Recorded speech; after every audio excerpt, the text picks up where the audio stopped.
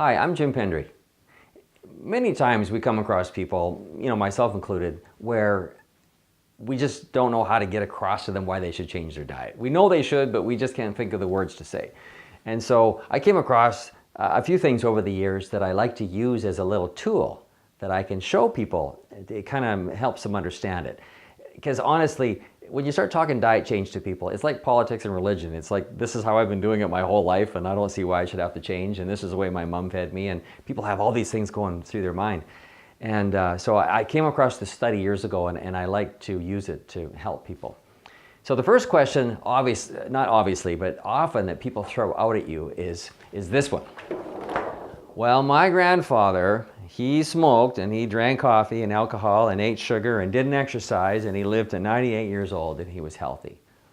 What do you say about that, right? It's like, well, it's often genetics, and he got off to a really good start. But I came across this study, as I mentioned, that kind of helps explain this. So back in the 30s, there was this Dr. Pottinger guy, and he was doing this research on cats. And it led him to these findings. And he found that when he was giving cats raw food, raw milk, raw meat, that they were staying healthy and they were reproducing properly. But when he fed them cooked food and pasteurized milk, they started having health conditions. So he kept studying. So what he did is he took 900 cats, divided them into 5 groups. 2 groups got the healthy food. 3 groups got the processed food, the cooked food and the pasteurized food. So in the 30s, you can imagine the difference between their processed food and our processed food today, right? Processed food is everywhere today. And it's interesting what he found.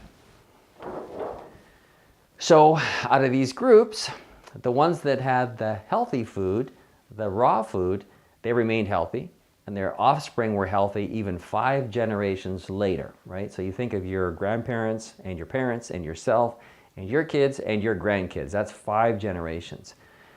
The groups having the processed food, which is cooked and just pasteurized milk, they got disease by old age. The 2nd generation developed disease in midlife. And the 3rd generation were born with deformities and often couldn't conceive. It's a little bit like today, don't you think? How many people now have conditions in midlife that were never heard of before, and now children are born with diseases or have diseases in very early life that would never ever happen before?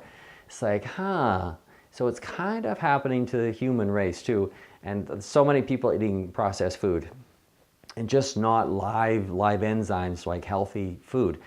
And I remember years ago also coming across a study where it was in Germany, where they had couples eat healthy a year before they even conceived. It's just something that people don't think of, right? So anyways, I thought I'd share this little study with you, and gives you something to talk about. And Google it, and you can check it out.